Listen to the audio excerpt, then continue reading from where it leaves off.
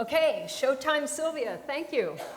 So the reason why you would use a story is to advance your cause, to impassion your volunteers, your staff, your donors, your clients, to gain support for your cause, to remind us all of the point of the work that we do, and because people remember stories. You and I might see the magic in statistics and facts, but our goal is to get our audiences up out of their seats and into action. And you do that by giving them a good story. The battle for hearts and minds starts with hearts.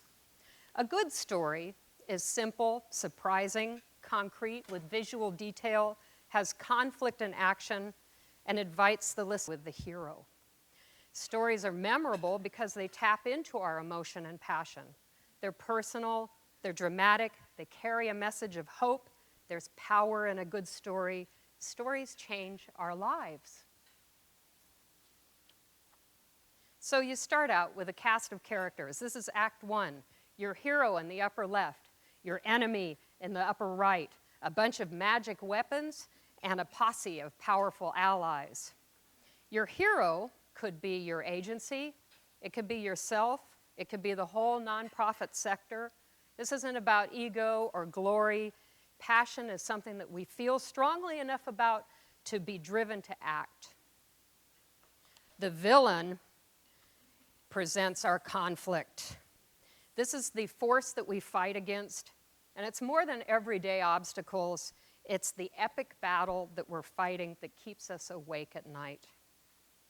Now we need a bunch of cool tools like the pen, the sword, and the lamp. We need powerful allies. Wilbur had his Charlotte, lower left. Luke had his Yoda. Anyone can use a good dog. And money helps, of course. Act 2 is all about your action. You're going to rise to the challenge in a challenge narrative. You're connecting people and resources in a connection story. You create ways to accomplish things that are entirely new in a creation tale. In Act 3, success, you are pushing back the forces of evil. You're forming coalitions where there were none. You've freed the people of their burdens, and victories beget more victories. But your job is not over. The hero's job is to return and share the victory. Where will you shine the light? How will you empower the people? How will you share a message of hope? Really important part. Now, here's my story. To say I'm a dedicated kayaker is an understatement. I'm a paddling fool, and this is my idea of heaven. People having fun in small boats right here in Petaluma. And this is my idea of hell. There's a wall between the water and the land. You deny my right to get my kayak on the river, and you'll see a political pipsqueak turn into a public access maniac. So what were my tools? The urban planning process. It sounds dull, but these things are like the tablets of Moses. Thou shalt not block public access. Here are some powerful allies. I called in the feds in the form of a Park Service planning grant, and around the table were a bunch of local nonprofit heavyweights, and you bet the city was also there in force. And what happened? A plan for 7 miles of riverfront trails and a dozen places to put your tow or your kayak in the water. And citizen volunteers like you and me already have created 2 new parks. So all of us have stories like this. We just need to get them out and dust them off. You'll hear more stories in a minute. Listen for the hero. Listen for the enemy. Listen for the passion. Listen for the hope. Listen for the plot. The plot is the simple illustration of how we, the hero, are solving the problem. It has unexpected plot twists. It models action. It invites the listener to join the winning team. Listen to your own heart. Remember the work that ignited your passion for the work that you do? Remember when you recognized the evil that you worked to eradicate? Take these images off the dusty bookshelf of memory and set them into action. Go forth and tell your story. Go forth and share your victories. Go forth and inspire your people. Go forth and create more heroes.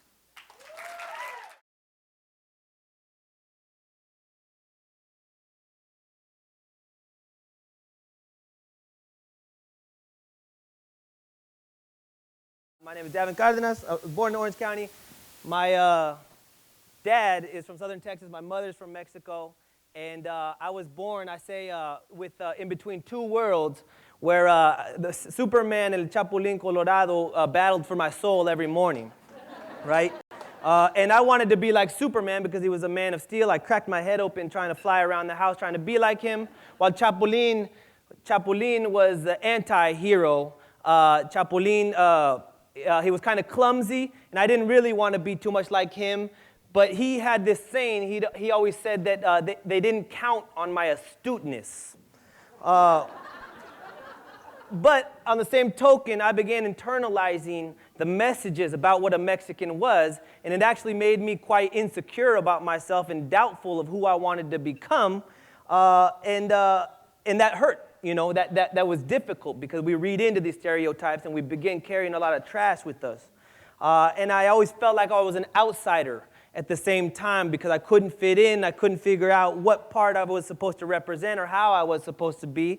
But there's a thing about the outsiders. Either they try to assimilate or they try to start finding other outsiders to congregate with.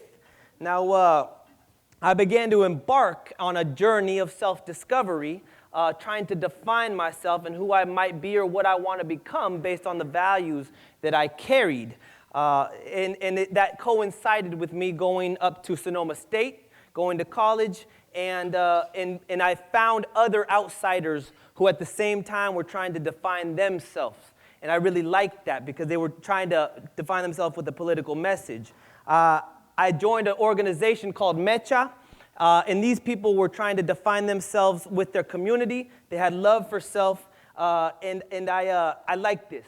I liked the fact that they had a political conversation around their identity, and they wanted to involve themselves in a community as an organization. This is a picture of us with our traditional Dolores Huerta picture here. Mecha was a group that loved their culture. They had a shared common values, and they put those values into practice, what Paulo Freire would call a praxis, right? The theory and the practice should be married at the hip. I graduated from Sonoma State, and I was the first organizer with the Grayton Day Labor Center, which was to unite day laborers who were outsiders to form a union and bring in services and negotiate wages. And at the same time, we found out we had a lot of social issues. This is our assembly right here. So we were uniting people under this banner. Now, we had a lot of social issues that were affecting us, so we only had a little bit of power. And this was critical in my understanding of what we needed to do. Like we say, power is the ability to act. That's what Webster tells us, right? And so we had to organize a lot of people and even some money in order to have more power.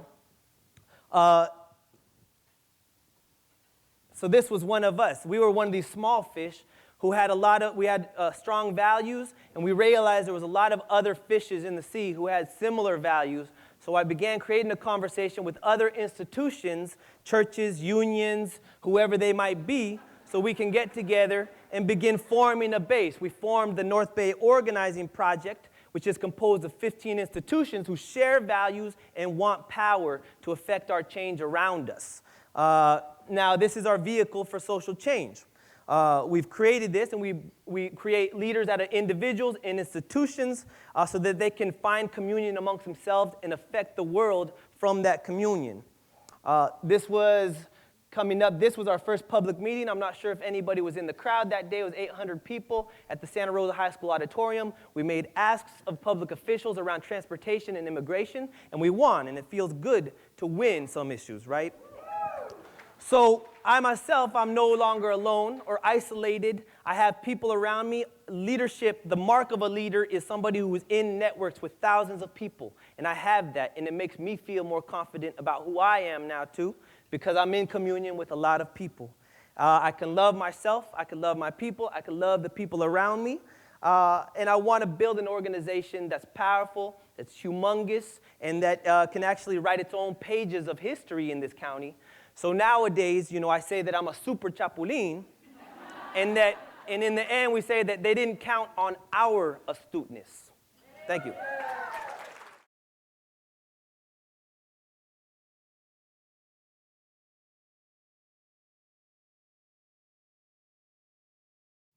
So my story begins 16 years ago when I accidentally found myself alone at a birthday party in the East Baltimore projects.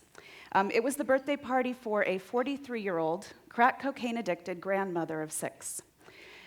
The youngest of her grandchildren was there. He was about a week old. We were all sitting in a kitchen, collard greens and chitlins boiling on the stove, and the baby was crying in his bassinet.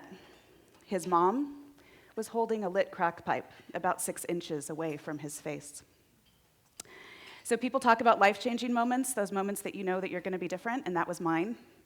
I actually made a decision that night to go into social services. I haven't been the same person since. I realized that my life wasn't going to be useful unless I was going to do something, anything, to give that little baby a chance to make it out of the projects alive and then ultimately successfully. You know, the ability to provide hope, opportunity, and change to children, adults, seniors is what I've spent my life doing. Got a job at a nonprofit organization a few days after that event. Haven't left the field since. Today, I'm the executive director at Community and Family Service Agency. We are the merge of West County Community Services and Family Service Agency of Sonoma County. And today, I'd like to tell you some stories about the people that we impact. We help kids, adults, families, and seniors. And they're the ones that inspire us to get up in the morning, to fight for more money and more services, to make a difference in the community every day. So the first person I'd like you to meet is Susan. She and her husband had both lost their jobs. They had 3 kids under the age of 8. She was on welfare, was just scraping by. She was depressed and beaten down by her life and its circumstances. She was almost hopeless. When she came in our doors, she was a quiet, shy, sad woman. We helped her write a resume. We helped her find childcare for her kids and food to put on her table. We saw her potential and offered her a part-time job. She excelled beyond our wildest dreams. We gave her training and more opportunities. A full-time position opened up, she got the job. She's now one of the most successful career coaches, case managers in our county, helping other people get off of welfare. She was appointed to the Commission for Women. She is a strong, proud, successful mother of 3 kids who now look up to her every day.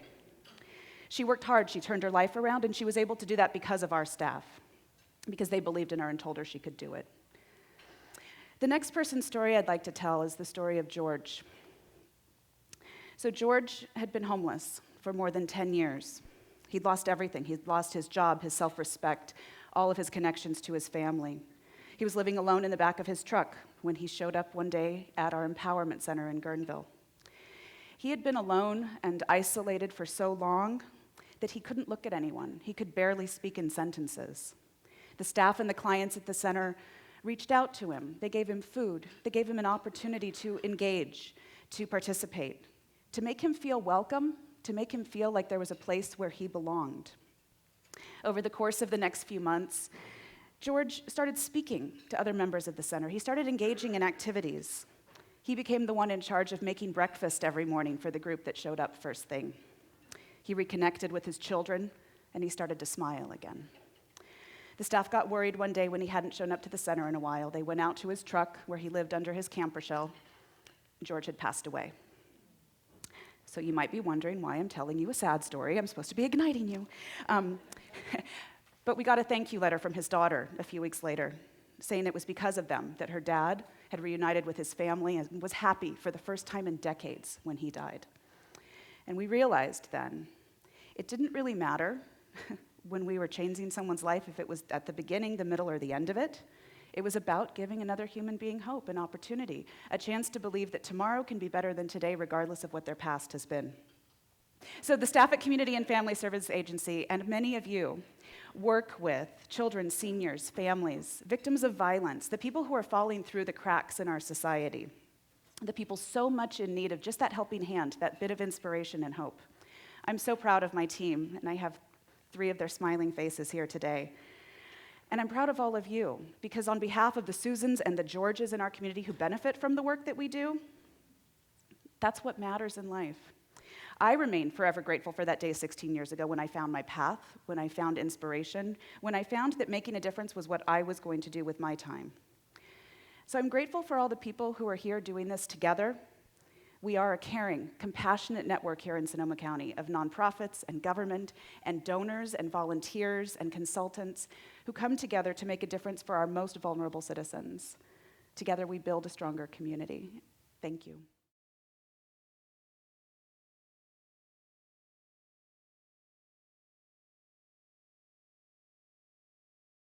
An age-old story, the hero's journey, describes how a person is called, leaves home to face a seemingly impossible challenge, triumphs, and shares his transformation with others.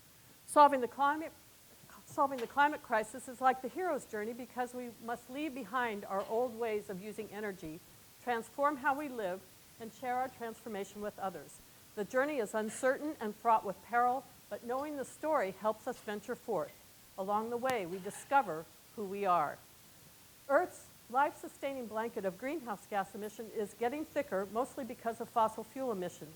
The blanket traps more heat, Earth warms, and becomes more like Venus. We are called to act. Our story begins with two unlikely heroes, Mike and Ann. They were inspired by the international program Cities for Climate Protection. It's the most powerful way of thinking globally, acting locally. The program's framework is a 5-step, 2-track plan. Calculate emissions, set a target for reducing them, make a plan for achieving your target, implement your plan, monitor and adjust. And do this at the community level and also for municipal operations. We say that governments are like sailboats. They go nowhere without wind. So Mike and Ann set a goal to get 100% of all 9 Sonoma County cities and the county pledged to the Cities for Climate Protection program by the end of 2002. We achieved our goal 4 months early. This is the first time in the nation that 100% of the local community governments have been part of this program. Here we are celebrating at the Board of Supervisors. We gave ourselves a pre-check mark for having all local governments pledged by resolution to the program. Next up was calculating the emissions for our municipal operations and the community at large. We finished the emission inventories for local governments in 2003, and this photo is at the Burbank Garden Center with local electeds who brought with them a child who represented the future. We completed our community-wide inventory in 2005. Next up was setting a target for reducing our emissions. We held a workshop with 4 representatives from our 10 local governments, from business, youth, the community at large, and government. We learned about climate change science and emission reduction targets, and the representatives deliberated, and they recommended that Sonoma County's target be 25% below 1990 levels by 2015, and this was the boldest target in the United States at the time. All local governments adopted the target by resolution. Here we are back at the Board of Supervisors celebrating the next national precedent that we set. And we needed then to create a plan for reducing our emissions, and this took a few years. We had expert technical consultants for every part of the plan, and in addition, we again went back and tapped the local representatives to help us. The whole plan is up on the web. The summary is 8 pages long. The plan itself is about 70 pages, and the technical documentation is about 500 pages. The plan contains a package of exciting solutions that to reach our 25% target, and we are working feverishly to implement the plan right now with solutions that touch every part of our fossil fuel-based economy: transportation, land use, solid waste, buildings, agriculture, forestry. Solutions won't happen without collaboration among the 3 major actors: government, business, and the community. Each has a critical and distinct role. Likewise, we need action from the individual to the international level, all hands on deck. This graph shows our emissions over time. At the upper left is our 25% target, and that shows where we need to be, according to scientists, by 2050. The outcome is uncertain and fraught with peril, but we're part of a worldwide movement of communities with heroes who are thinking globally and acting locally.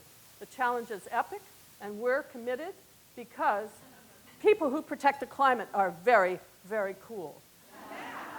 And climate protection is not a job for the weak. Weak. It's coming. There it is. And you are the one. There we go. You are the one. Thank you.